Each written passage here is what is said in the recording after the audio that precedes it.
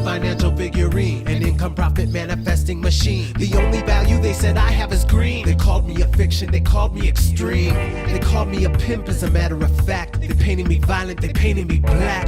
Cause let's be honest, that's the way they characterize niggas. So I'm not really part of of men, but particularly, especially brown, melanated men, historically, because they interpret or reinterpret our passion as something fear-based, something to fear, something that threatens them and the greater collective at large.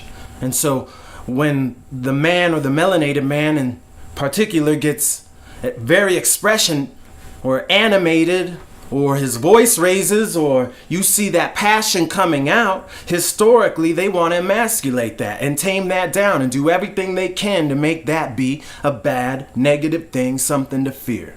And so it takes a struggle between these two cultures to see passion. That I get to define who I am. I define what my emotions are. I know who I am. I know what I mean by my actions and my demeanor. And when I'm impassionate, you get to interpret that, of course. But then you put your name behind it. You say, I see this as. I feel he looks this way. Don't state it as a matter of fact for all things that he's an aggressive black male, brown male, melanated male, indigenous male. He's an aggressive male. Say, I feel this. Take ownership for your own personal outlook on this world. So, yeah, for men, they definitely try to stifle our voice, but especially melanated men, because they want to reinterpret and interpret who we are as aggressive beings, something to fear, something to be threatened by, something that needs to be contained and restricted and sanctioned, and now have these statutes for the protection of the civilized world, while never viewing and honoring and acknowledging passion, asking, what is it we're feeling? What is it we're expressing? The reason I do this is because I'm passionate. I'm impassioned. And I get to tell you how I feel and what my intentions are. And then the world can interpret that, but I get the right to say who I am and what I mean by what I say, and what I mean by what I do. And I know when I make music, I do it for positivity. I do it to try to bridge the gaps and bring people together while being true and authentic and trying to be creative and have some uplifting beats and rhythms and something that brings people together in a way that makes them feel good. I feel like that's a good positive intention. That's a good thing to put your time and energy and focus into.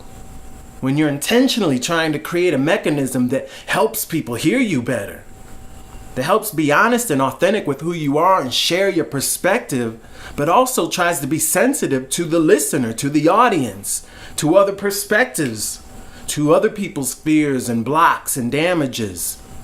So that if your goal truly is communion and communication and bridging and building together as partners, as cultures, as nations, then of course it helps to try to understand the ways that are going to make you more digestible, more receivable. But when it comes to passion, you can't let that quash your passion. You still have to have them understand, and they have to get to a place of consciousness where they can look at you and try to understand what you're saying and get past just the full prejudgment and modern present judgment. And say, oh, when you get animated, when your arms move, when you stand up, when your voice raises, that I can learn to interpret that as passion, as impassion, as positive passion. To be impassioned to where you move and your muscles get engaged and the fluids get moving and the oxygen gets building. That's a beautiful thing. That's how some of the best things in this world get created. We don't want to know that out. We don't want to snuff that fire. Of course, we want to understand the difference between positive and negative anything. Anything in this world can be used for positive or it can be used for negative. Look at the dollar, right? The dollar is not the root of all evil. It's how you use it. Everything's alchemy in this world. And so that's why we share. When you see me animated, when you see me even using slang or curse words and trying to put an emphasis on certain things in this life, understand that I'm not doing it to separate us, to create uncomfortability. Sometimes you got to get uncomfortable, and sometimes pain makes us grow. And it offers a healing transition and an alchemy that some other things can't offer. When you lose somebody you love, that can change your life. And some people it can break them, and some people it can build them into the most powerful, reflective, humble, loving, intentional beings that now know what they value and what they would do differently if given the opportunity. And some of us have that opportunity because we're still here and we're still alive. And so we make the best of that opportunity and maximize our potential. And that's what you see when I get passionate. You see my potential to be great, my potential to be invested and involved and impassioned about what I feel and your response to it and our connection and where we're going with all of it. That's why we're trying to have these conversations. That's why I keep doing the music, and that's why I keep doing these videos. I love you, collective world. I am so invested in the positive outcome of our future. I don't put me 1,000 times higher than the collective of us all because we're connected. I have to drive from my point of navigation, which is this soul body, this consciousness, and so I do that. And that makes all of us selfish individual points of the Creator. But we recognize the illusion and we recognize the damage to not caring about the people next to us. To a tree branch killing its own roots as though they're not connected, even though they're different places locally. So we recognize our connection with all of ourselves, and we try to keep building for something positive. And passion is a good thing. Brown males passionate are a good thing.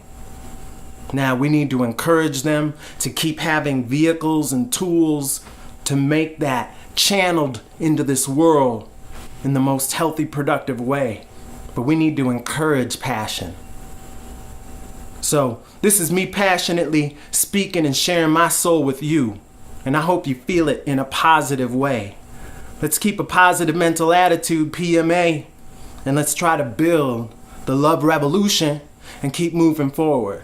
Rhymesforthetimes.com. My name is MCAD. It's a love revolution. One world, one love.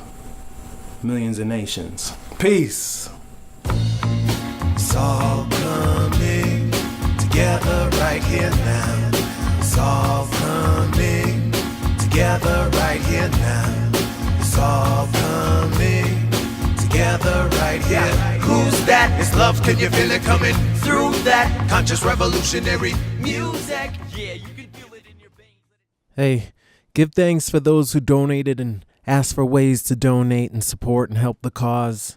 I set up a PayPal account for donations, so if you want to donate, you can do so at lovefurpapa@gmail.com. That's our PayPal account, and that's love, the number 4, POPPA@gmail.com. If you got $1 to spare, every dollar helps. We just want to say thank you to those who have supported in every way that they have. Peace and love.